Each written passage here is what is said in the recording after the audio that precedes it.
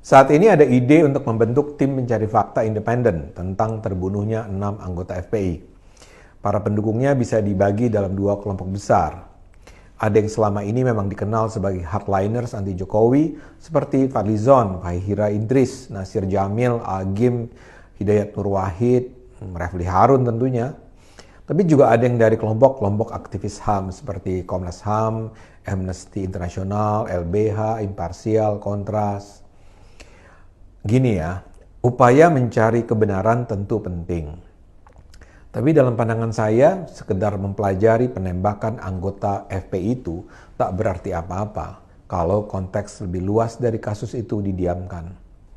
Kalau cuma penembakan yang dipersoalkan, kesannya sekedar cari-cari kesalahan. Kita harus menyadari penembakan itu hanyalah satu dari rangkaian peristiwa dengan konteks tertentu. Kalau ada polisi menembak dan menewaskan sekawanan begal di sebuah kampung tanpa tembakan peringatan, kita tak mungkin melihat kasus itu berdiri sendiri. Kalau yang ditembaklah para begal kambuhan yang memang sudah rutin merampok dan mencuri di kampung itu, penembakan itu kayaknya tidak layak disebut sebagai pembunuhan di luar hukum. Itu adalah bentuk perlindungan masyarakat. Karena itu untuk menilai sesuatu, kita harus pelajari juga konteks. Dalam hal ini yang harus dipelajari secara independen adalah dugaan tentang ancaman kejahatan FPI dan Rizik Syihab. Buat orang seperti saya dan pasti banyak orang lainnya yang mendukung aksi tegas Polri, penembakan tersebut sangat bisa dibenarkan. Soal apakah penembakan tersebut dilakukan melalui tembakan peringatan dulu atau seharusnya tembakan diarahkan ke bagian tubuh yang melumpuhkan tapi tidak mematikan, bagi kami menjadi tidak terlalu penting.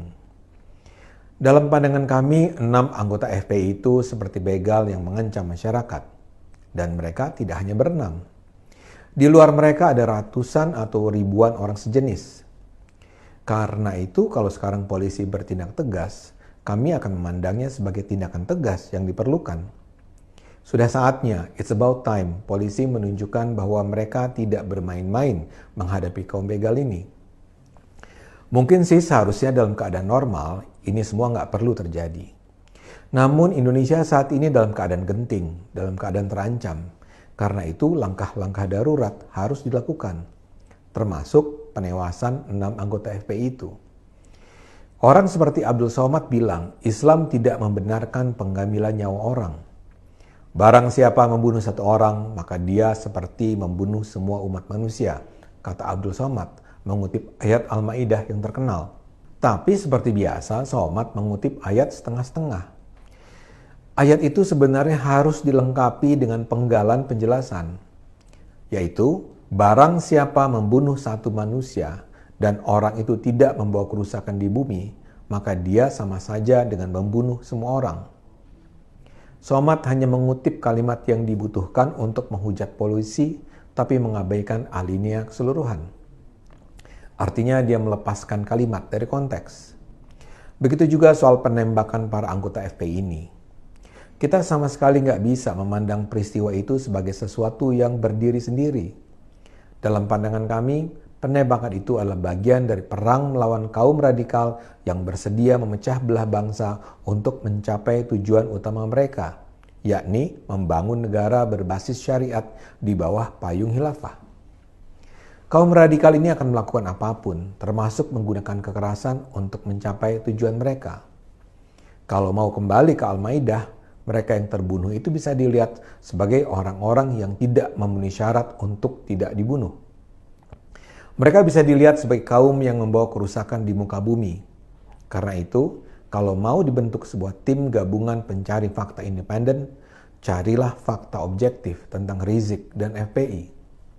Buat kami, Rizik dan FPI adalah ancaman bagi bangsa. Dan mereka jelas-jelas bersedia berbohong. Coba saja dengar penjelasan Munarman, sang juru bicara FPI. Dia bilang anggota FPI tidak pernah dipersenjatai. Dia bilang FPI tidak menggunakan kekerasan. Padahal ada begitu banyak rekaman dari masa lalu yang menunjukkan para anggota FPI mengacungkan setidaknya senjata tajam, tapi juga senjata api. Sekarang misalnya beredar sebuah video berisi rekaman adegan pelatihan FPI. Bukan pelatihan dan peragaan biasa. melainkan peragaan cara-cara menyembelih manusia.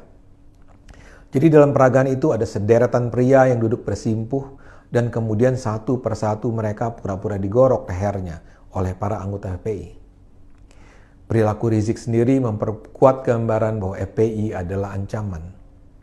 Begitu terdengar sang imam akan pulang dari Arab, FPI sudah menyatakan Rizik akan memimpin revolusi. Setibanya di Indonesia, Rizik menyatakan jangan salahkan kalau akan terjadi pertumpahan darah. Rizik mengatakan jangan salahkan umat Islam kalau ada pemenggalan kepala. Sekarang juga beredar video lama yang menunjukkan bagaimana Rizik mengajari para pengikutnya untuk tidak takut berjihad melawan polisi. Katanya, peluru pistol itu cuma 6. Kalau ditembakkan semua pelurunya, belum tentu juga kena sasaran. Kalaupun kena sasaran, belum tentu juga mati. Dan kalaupun mati, itu adalah mati syahid. Dalam video lain, Rizik menyatakan pada ibu-ibu peserta pengajian untuk tidak ragu-ragu melepas anak-anak mereka yang akan berjihad membela ulama. Kata Rizik, doakan saja agar anak-anak ibu tidak kembali, karena mereka menuju surga Allah. Narasi semacam itu terus diulang-ulang. Dan ada begitu banyak hal yang harus dijawab tentang petualangan Rizik selama ini.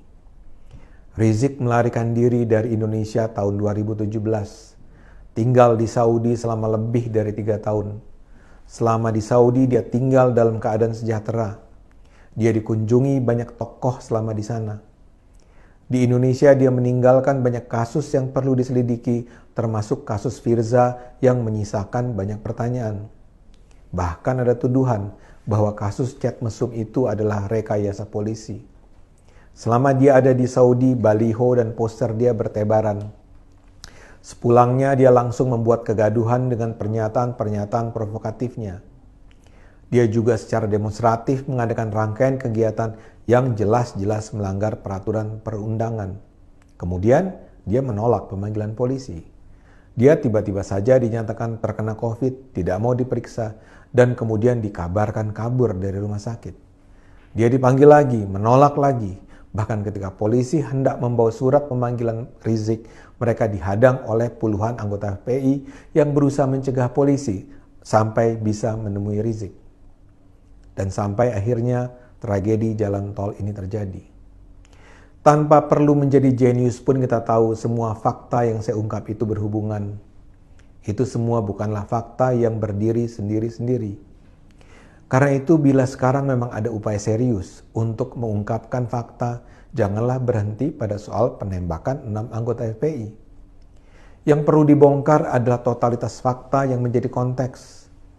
Selama ini banyak orang merasa heran dengan membungkamnya banyak kelompok yang aktif dalam perjuangan HAM mengenai perilaku Rizik dan FPI. Bahkan muncul kecurigaan bahwa kelompok-kelompok pembela HAM ini didanai oleh orang-orang yang juga mendanai Rizik dan FPI.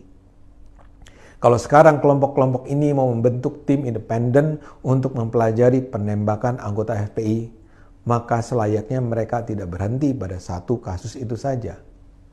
Jadi bentuklah tim pencari fakta independen. Kalau para pengusung ide ini percaya bahwa penembakan para anggota FPI itu adalah hal penting dalam konteks HAM di Indonesia, bagi kami tumbuhnya kekuatan-kekuatan radikal yang membawa nama agama untuk menghabisi mereka yang berbeda adalah jauh lebih membahayakan lagi. Kita sudah melihat betapa kelompok-kelompok semacam ini di banyak tempat bersedia membantai dan membunuh kalangan yang dipersepsikan sebagai lawan mereka. Ini adalah ancaman serius.